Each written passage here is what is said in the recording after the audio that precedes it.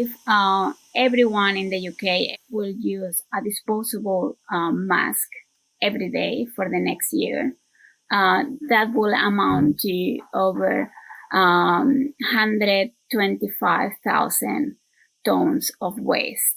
In our study, we compared the use of disposable mask with the use of reusable mask. And the study, one of the main results is that the use of reusable mask with some rotation of the mask and cleaning will lead to a reduction of 95% of the waste. In terms of material choices, if you opt for a reusable mask, it's better to use materials that are more tightly woven, because that means that there will be higher capacity of filtration. So if you can go for gauze instead of cotton, for example, that might be beneficial, might have proven to have a better filtration capacity.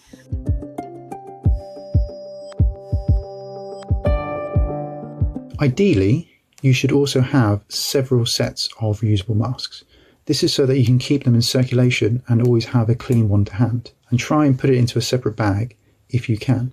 If you can't, again, put it in your pocket and ensure that you wash your hands after you've removed that item from your pocket. One of the best ways that you can reduce further the environmental impact of using this new piece of clothing is to wash them in your normal wash. So ideally put them in the washing machine and you'll be using the same amount of water, the same amount of heat and the same amount of detergent. If you can't do that, the next best thing is to hand wash according to the fabric guidance that you have. And the easiest way to find out whether your mask is sufficient is to have a lit candle or a match in front of you and try to blow it out with that mask. If you struggle to do that, it should be good enough to help prevent the spread of those particulates.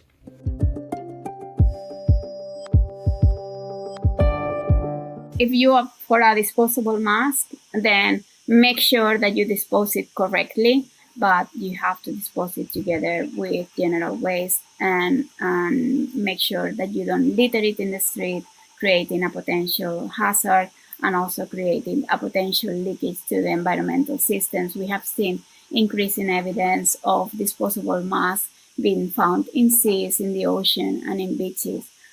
So yes, that's a problem that we need to make people aware of.